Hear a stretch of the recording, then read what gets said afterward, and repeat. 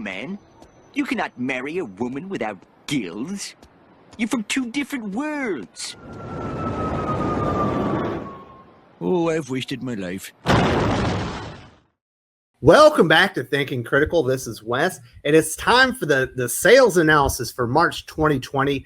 This video was out a little bit later because the sales numbers came out as late as I've ever seen them from Comic-Con and Diamond Comics Distributors. You know, it's a different time. Normally I would do this video solo, but today I need a little bit of help getting me through this and help me kind of explain all the numbers and what we're actually looking at here. So joining me is my good friend, Perch. How you doing, buddy? I'm doing okay. Thanks for having me on.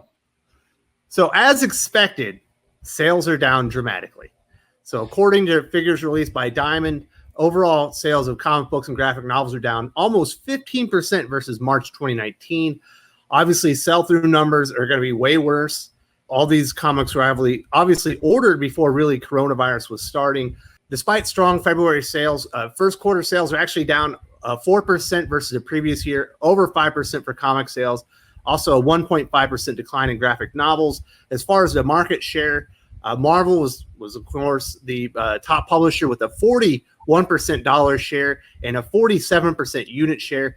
DC coming in second as normal with a 27% dollar share and 27% unit share. These numbers aren't as down as I thought they would be, but this is obviously just the beginning. Well, yeah, and I think you hit it the nail on the head. I think a lot of these sales are coming in before. So you look at these numbers a couple different ways. The first is the virus was definitely going to impact comic sales. We've been talking about it. You can see it. That's definitely a huge factor here. But it's, you know, many of these numbers for March were sell in. So this is the virus was just starting to concern people. Most comic shops were not thinking they were going to get shut down. They were not thinking the supply chain was going to get broken. They might have been ordering slightly less. You may see a little bit of an impact here in terms of the order in numbers. But by and large, we're looking at a pre-virus hit in a lot of cases with these numbers. They're not sell-through. It kind of all tipped during the month of March. And so you can take one way of looking at it, but the other is that if you factor it to the year before, and when you're talking about numbers going down, the year before gave us Detective Comics 1000, I believe. It gave us a pretty big month. Marvel was ramping in a couple different areas for books they were putting out, and so it's to be expected it was down, but definitely, you know, there's definitely some signs of concern, and I think, you know, April is just going to be a flat line. I think we'll get into it in a minute, but the other thing is that digital followed the same trends, which also means it's maybe not tied as much to comic book shops as people think. Oh, so you mentioned Detective Comics 1000. I do want to hit up John Jackson Miller's comments on comichron.com's blog that he does for sales. Normally I would do this at the end, but it's pertinent right here, and I want to talk about it now. And he says, if you threw out March 2019's Detective Comics number 1000, unit sales of comics to retailers were actually up year over year. That suggested it was probably on its way to being a pretty good month before things happened. Of course, things did happen. While the full estimates will provide a more detailed picture of what went to market, the effects of the pandemic are not absent from the charts released today. They are definitely part of the 15% drop. Reorders, for example, are always a significant part of sales and are counted in the monthly orders. As stores face closure, those reorders almost certainly trailed off. Graphic novel sales are disproportionately special order in nature. They're a chunk of the decline as well. There are a few other things complicating this chart this month. Note that comic book units were down nearly 7%, while dollars they represented were down nearly 16%. Mm-hmm. Two possible reasons for that. One is that Marvel enacted emergency deep discounts for its comics with on-sale dates of March 18th and afterwards, which has the effect of pressing dollar sales relative to units. In Marvel's case, it resulted in a nearly 6-point spread between its unit and dollar market shares.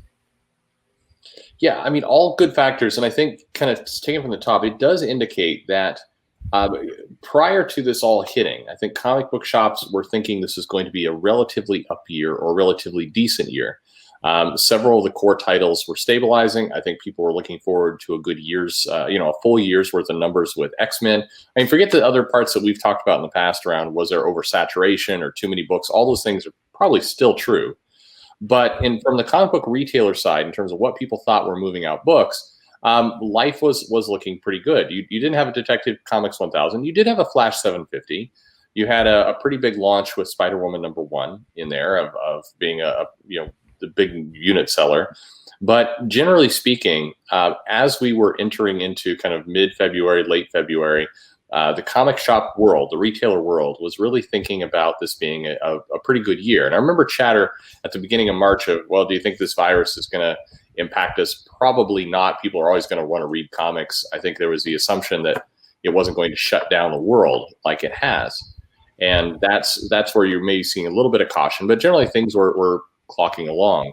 And then, as mentioned, some of these discounting came in toward the at the end of March. We learned Diamond was going to basically halt. So all these things had this rolling effect.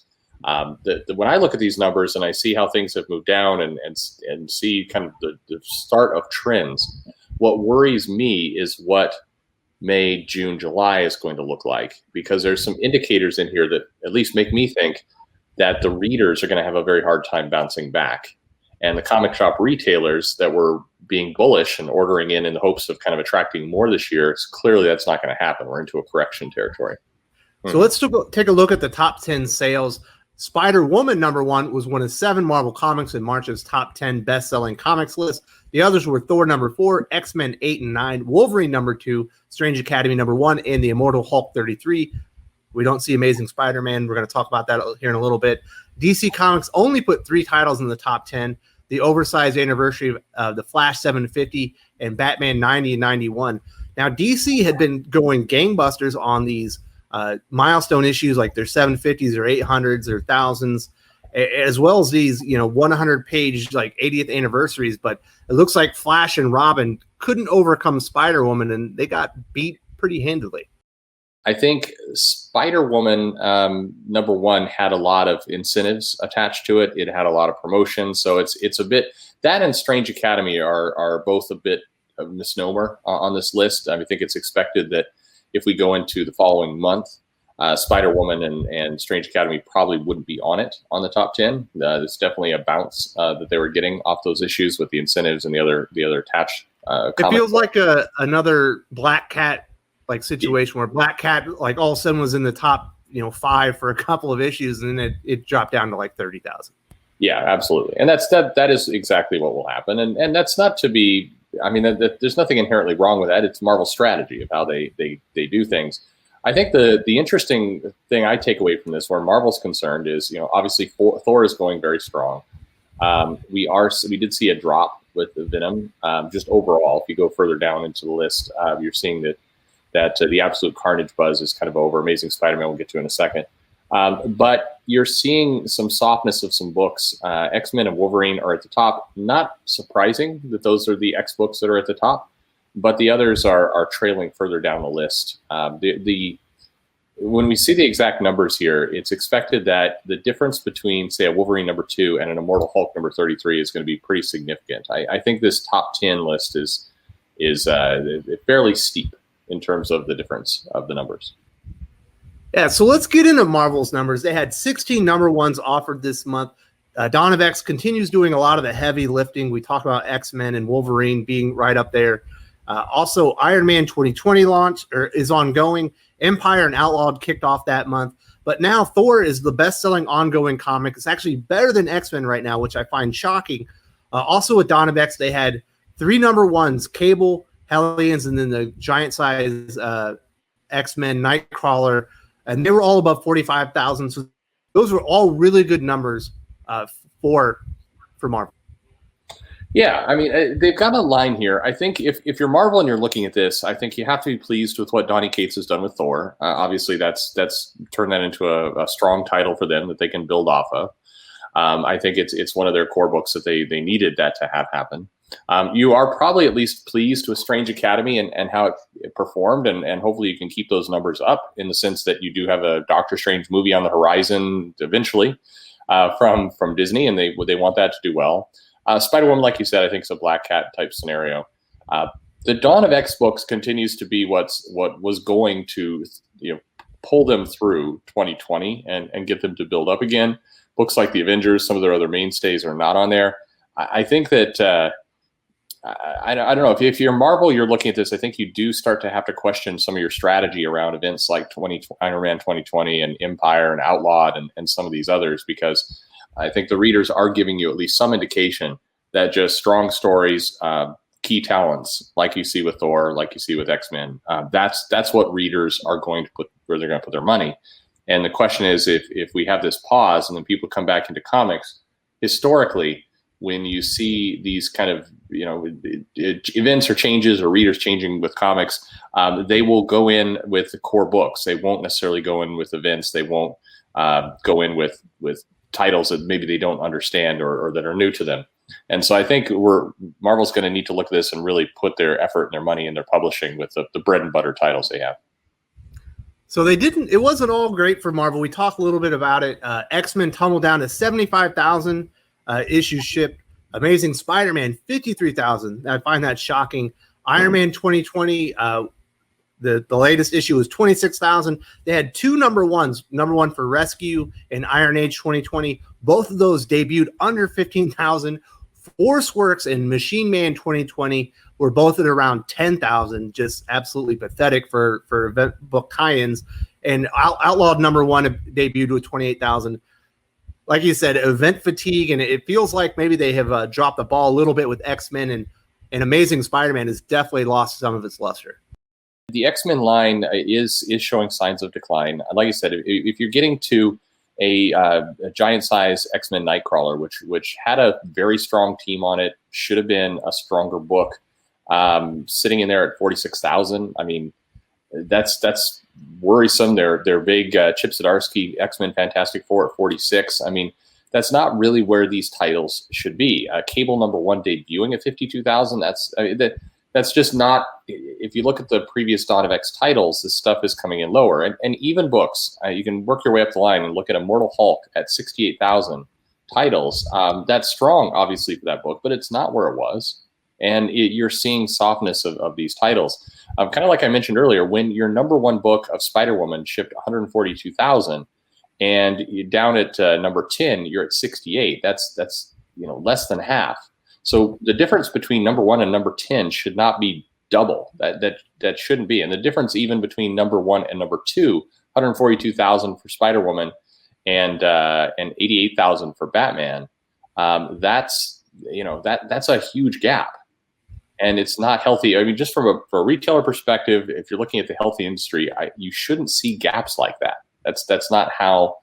That's not a sign of a healthy line. That's a sign of a handful of stunts driving numbers up, and the fall. You get down to the 50,000 mark by the time you're at the 20th book, and that shouldn't be suppressed that far. Now let's get into DC. They had a different strategy. Only 3 number ones. Now the big news is Batman is king again.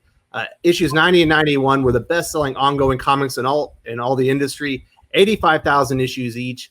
Flash 750 hit 82K. Robin 80th anniversary hit 60K. And it looks like Batman numbers are just going up. Yeah, I mean, Batman is very strong and has been strong. I think even, as a lot of people made a lot of noise about Tom King, what he's doing with the title. I think you and I have talked about it many times.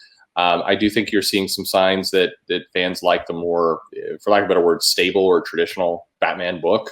And you see things like Curse of the White Knight and other Robin and other things all there. So, I mean, Batman's going to be a bankable title for DC. It always has been.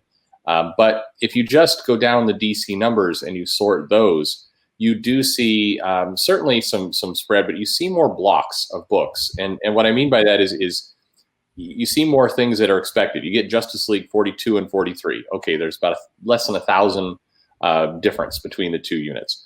That's a good sign. You have Batman number 91 and 90. You have, again, a little bit more than 1,000 units difference between those two.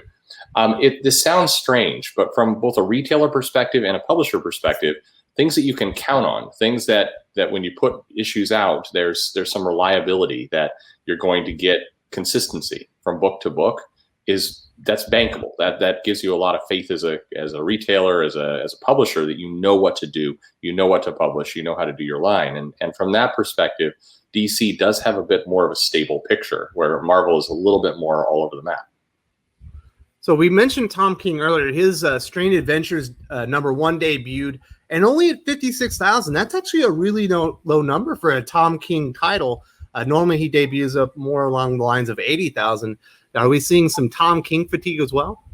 Maybe I should. I regret not doing it before we start. I need to look at what he did for Mr. Miracle #1. But no, I think Tom King. I mean, there's a lot of analysis that could be done there. I think Tom King probably was a little bit bigger name a couple years ago. So yeah, he's still a very big name in the comic industry. Don't get me wrong, but I think there's he was a little bit more bankable when he was coming off of the hype he was getting off Batman. So it's to be expected as he leaves one book, as he leaves Batman, that his new #1 is not going to be as strong. I think Strange Adventures is not as strong a character, obviously. So it may not be that strange a picture.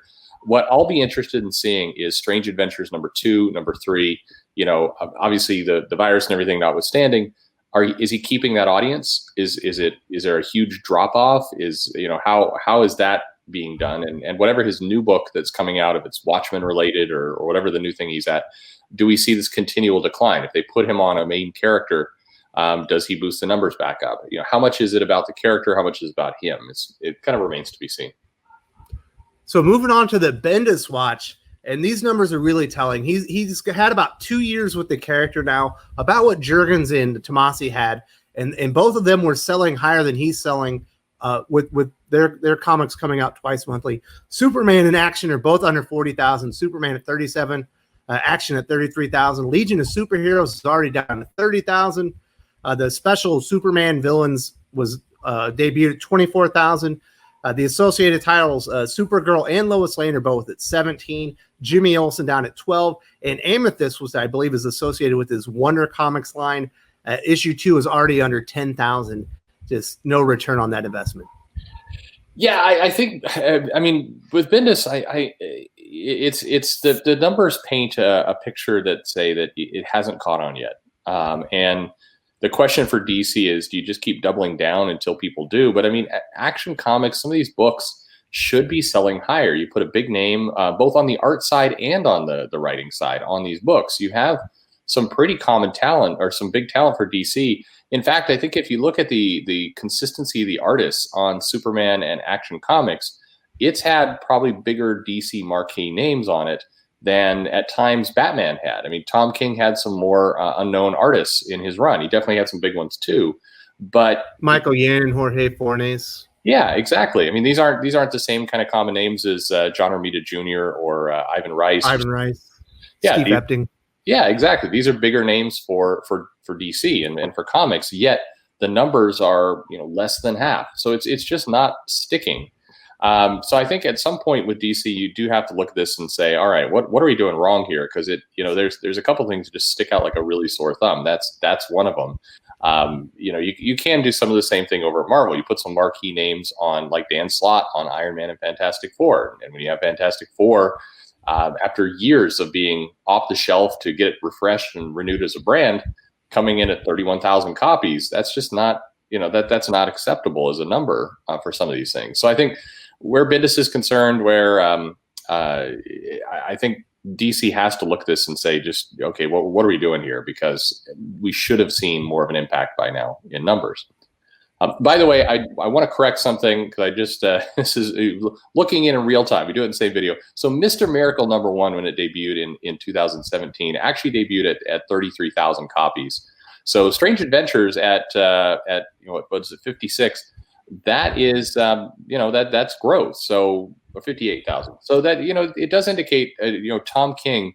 And I think if you look at him in reference to Bendis, for all the things that were said about King and all the things that he's done in his title, Tom King is showing that even with more obscure characters, because I could argue that Strange Adventures is more obscure than Mr. Miracle, he grew his book. I think that indicates that Tom King still has some selling power. You compare that to Bendis, who's got bigger artists, bigger character, kind of mainstream, definitely more marketing.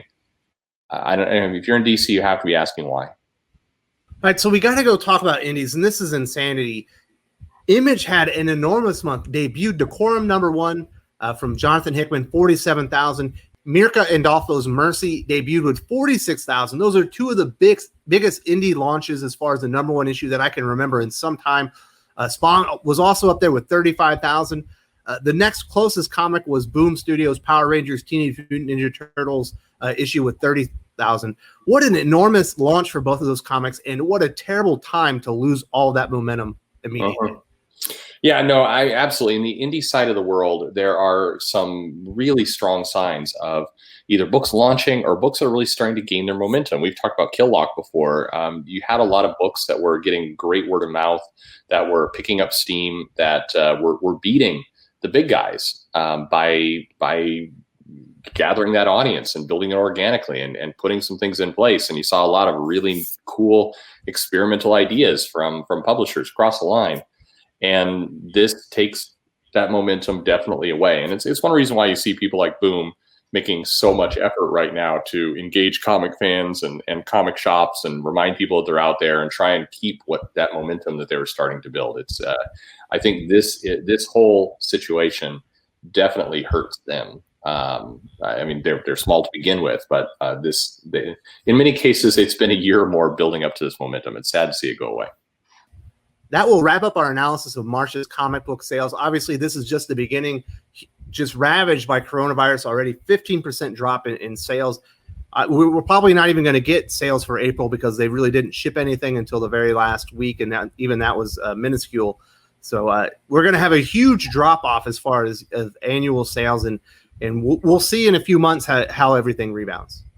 We will. I think the interesting thing for us to look at in April, and what people should be trying to get a sense of, is what can we see off of digital? In theory, if no new comics are shipping, what are we learning about digital sales? What are we learning about graphic novel sales? Are people just putting everything on pause? Are they interested in comics? We've heard some comic shops say they're doing good business in the back issue trade. Great.